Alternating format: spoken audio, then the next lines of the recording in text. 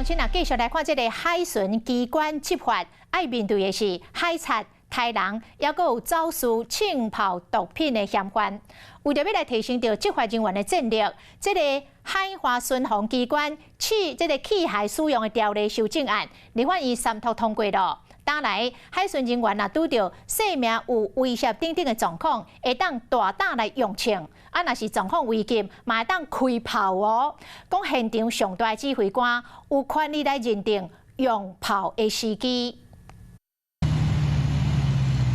两车突击车登陆海坪，国军伫咧金山水尾渔港来操演，模拟对抗敌军攻击红色的海坪。有第二海军之称的海巡机关对着修法战力嘛升级。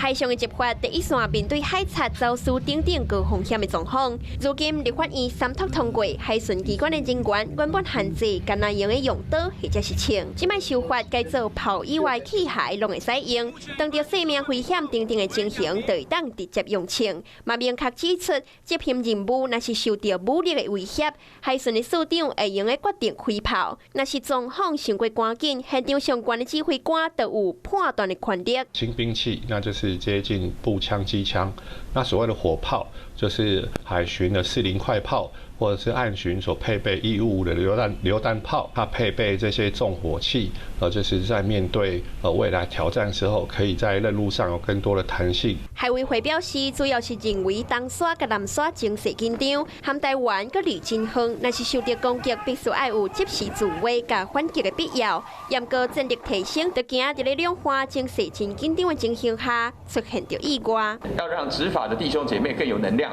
但是呢，怎么样在我们的海巡毕竟有一点第二海军的可能的意味的情形之下，又不造成了可能会引发战争的冲突，这一点可能就要让我们管主委伤一下脑筋。这边的修法，让海巡人员有更较侪应变的空间，同时面对着军队化的纪律，后续的配套嘛必须要更加小心。我是吴一璇，想要收看最新第一手的讯息，赶快加入华视新闻 YouTube 频道，按赞，开启小铃铛，最专业的主播群说新闻给你听。